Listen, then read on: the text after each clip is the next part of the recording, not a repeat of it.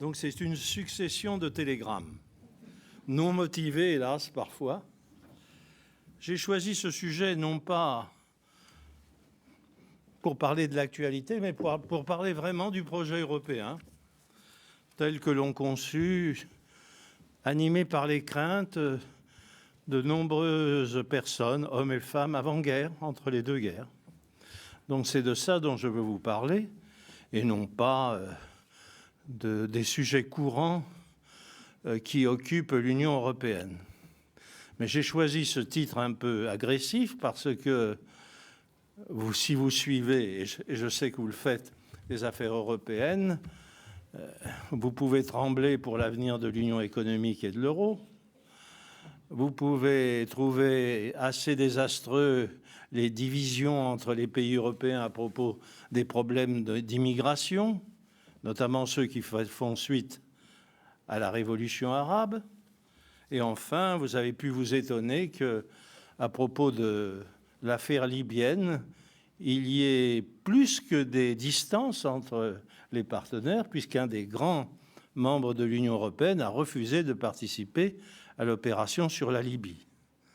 Alors évidemment, on a tous les oripeaux d'une Union européenne. Il y a une haute représentante pour les affaires étrangères, mais il n'empêche qu'ils ne se sont pas mis d'accord. Bref. Alors, puisque nous avons peu de temps, je voudrais vous laisser 3 formules, avec l'inconvénient des formules, qui sont pour moi des grilles d'analyse de ce qui s'est passé. La première, c'est plus jamais la guerre entre nous. C'est cela qui animait les préfondateurs de l'Europe, ceux qui, entre les deux guerres, ont dit à nos populations, attention, vous allez à nouveau vers une guerre civile européenne, la 3e, qui ont tremblé mais qui n'ont pas réussi à éviter le pire. Et qui ensuite, pour certains d'entre eux, se sont retrouvés en disant précisément plus jamais la guerre entre nous. Je sais que, je vais risquer une plaisanterie, je sais que lorsque je dis ça, un de ceux qui critiquent le plus mon action, et l'Europe en général, Jean-Pierre Chevènement a dit « c'est normal qu'il n'ait plus la guerre entre eux, ils n'en ont plus la force ». Mais en réalité, ce n'est qu'une mauvaise plaisanterie, car nous avons connu des guerres fratricides en Irlande, dans les Balkans, en Géorgie ou ailleurs. Et ma foi, quand ça va mal entre la France et l'Allemagne, il suffit de regarder la presse d'un côté ou de l'autre pour se rendre compte que, sans que ça soit vraiment une guerre, les incompréhensions continuent. Donc, l'apport de l'Europe, plus jamais la guerre entre nous, reste vrai. Et de ce point de vue, j'ai dit ça l'autre fois devant la COMECE, la Commission des évêques d'Europe, mais ils n'aiment pas beaucoup la construction européenne. Ils la trouvent trop matérialiste. Je leur ai dit, un des plus grands événements spirituels de notre époque, c'est l'appel de Robert Schuman du 9 mai 1950, qui a dit nous allons pardonner sans oublier, et nous allons nous faire la promesse que nous pourrons vivre à nouveau ensemble dans une vraie communauté. Eh bien, un geste comme cela, en 1950, dans un contexte où, même s'il y avait l'idée de revanche, s'il y avait bien entendu la conscience terrible de la Shoah, tout le monde n'était pas d'accord pour pardonner aussi vite et pour faire quelque chose ensemble. Donc, je vous gardais cette référence, plus jamais la guerre entre nous. La seconde, c'est l'Europe entre la survie et le déclin. Dès les années 70, pour ma part, j'ai été convaincu que si les Européens ne s'unissaient pas, alors que le monde changeait à une vitesse rapide, on voyait déjà les premiers signes de la globalisation, derrière le glacis de la guerre froide, eh bien, nous ne nous en sortirions pas. Donc, nous sommes toujours entre la survie ou le déclin. Je n'ai pas le temps de vous citer des chiffres, des faits, mais nous en sommes toujours là. Et la troisième formule, elle est d'une banalité affligeante, mais il faudrait la répéter à nos chefs de gouvernement tout le temps. L'union fait la force. Voilà les 3 grille de référence que je vous propose et que je traîne toujours avec moi. Pour répondre à votre question, il y a 4 approches possibles. La première, c'est de se dire, est-ce que le contexte a changé par rapport aux années 50-60 ? Autrement dit, est-ce que l'environnement général du monde, des idées, des valeurs, serait défavorable au projet européen ? La deuxième manière de traiter le sujet, c'est de dire, est-ce que les institutions sont bonnes ? Est-ce qu'il ne faudrait pas les réformer ? Je ne traiterai pas de cela. Nous n'en finirions pas dans les querelles institutionnelles. La troisième raison que souvent emploient les vieux comme moi je ne l'emploie pas. Mais vous avez peut-être vu l'autre fois mon échange avec Helmut Schmidt. Helmut Schmidt dit, eh bien, de mon temps, ce n'était pas comme ça. Autrement dit, la nostalgie est toujours ce qu'elle était. Je ne traiterai pas des hommes et des femmes au pouvoir, parce que j'aurais beaucoup à dire, mais ce n'est pas le sujet essentiel. Je ne crois pas que si l'on avait d'autres dirigeants, ça serait aussi facile que ça. Et enfin, le quatrième thème, c'est parmi les difficultés qui existent, de prendre celle qui est la plus vitale, c'est-à-dire l'avenir de l'union économique et monétaire, l'avenir de l'euro. Donc je traiterai de ces 2 points-là. Le premier, parce que l'exigence intellectuelle nous oblige à regarder si vraiment le monde a changé à un point tel que c'est lui qui condamne le projet. Et le second, c'est parce que nos gouvernants ont mis du temps à s'en rendre compte, mais si l'euro saute, le projet européen prend presque un coup mortel. Voilà pourquoi j'ai choisi, en 5 minutes chacun, de vous parler de ces 2 aspects. Le premier, il y a dans le monde occidental, et notamment dans le monde européen, une problématique commune, dont les traits, à la fois positifs ou négatifs, mais surtout les négatifs, posent autant de problèmes à la démocratie nationale, à la démocratie vécue sur le plan national, qu'à l'Europe. Donc, je ne traite pas de questions qui ciblent seulement, qui sont des obstacles pour le projet européen. Ils sont aussi des problèmes pour faire vivre la démocratie. Je ne vous en dirai que 2, l'individualisme contemporain et la pression de l'instantané. L'individualisme contemporain, quoi qu'on en dise, il y a beaucoup de discussions là-dessus, la promotion de l'individu, pour des raisons multiples, est très positive sur certains côtés, mais d'un autre, est un obstacle au vivre ensemble, à la participation citoyenne et à la démocratie. Bien sûr, il y a des bouffées, comme actuellement en Espagne, il y a eu mai 68, mais plus généralement, et si l'on discute avec des hommes et femmes politiques sérieux de notre temps, ils en conviennent. Et moi-même, lorsque je vais faire des conférences devant les jeunes ou d'un dialogue avec eux, beaucoup me disent « Monsieur Delors, je suis le seul maître et le seul juge de mon destin ». Donc il y a un déficit sociétal qui joue autant pour la nation que pour l'Europe. Et comme l'Europe est plus lointaine, comme elle est plus distante, le problème n'en est que plus grave. Le second point, c'est la pression de l'instantané. Je ne sais pas si c'est uniquement les médias, la chronophagie du temps, mais il n'empêche que nous vivons du jour au lendemain. On exige le lendemain que les choses aient changé. Je me rappelle, un jour, j'ai fait une conférence dans les années 70. M. Fontanet était ministre de l'Éducation, hélas disparu, et je fais une conférence d'ouverture sur les finalités de l'éducation. Et un grand journaliste qui me connaissait, puisque j'avais été au cabinet du Premier ministre, vient me voir et me dit « Monsieur Delors, alors, quelles sont les conclusions pour l'éducation ?» Je lui dis « Écoutez, attendez, j'ai fait l'exposé numéro 1. enfin, sur les finalités. Demain, on va discuter du contenu et le directeur, le président du séminaire et le ministre tireront les conséquences. Et il m'a répondu d'une manière désarmante, mais monsieur Delors, demain, ça ne sera plus d'actualité. Eh bien, je pense souvent à cela quand je vois les gens vivre et autres. Or, le projet européen est un projet à long terme, un projet avec ses petits pas et ses embûches. De même que construire, fortifier le vivre ensemble en France est un projet de long terme. Ce n'est pas du jour au lendemain que l'on peut redonner courage à ceux qui sont marginalisés dans la vie ou autre. Donc le moyen terme n'est plus dans la pensée des médias, mais aussi de ceux qui nous gouvernent. Et ça, ce sont deux obstacles considérables pour l'Europe. À partir de là, le troisième élément, bien entendu, c'est la globalisation. Et là, je serai moins sévère, c'est la tension entre le local et le global.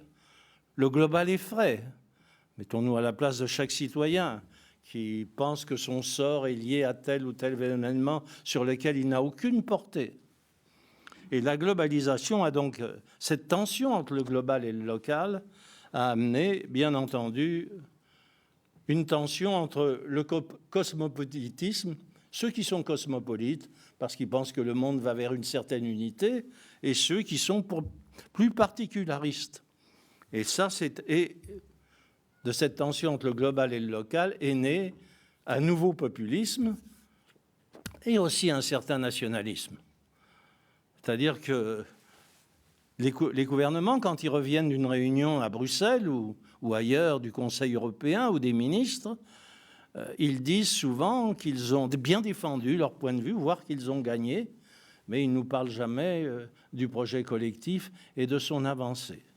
Donc la globalisation a amené les gens à se replier sur eux-mêmes et les gouvernements à devenir plus nationaux.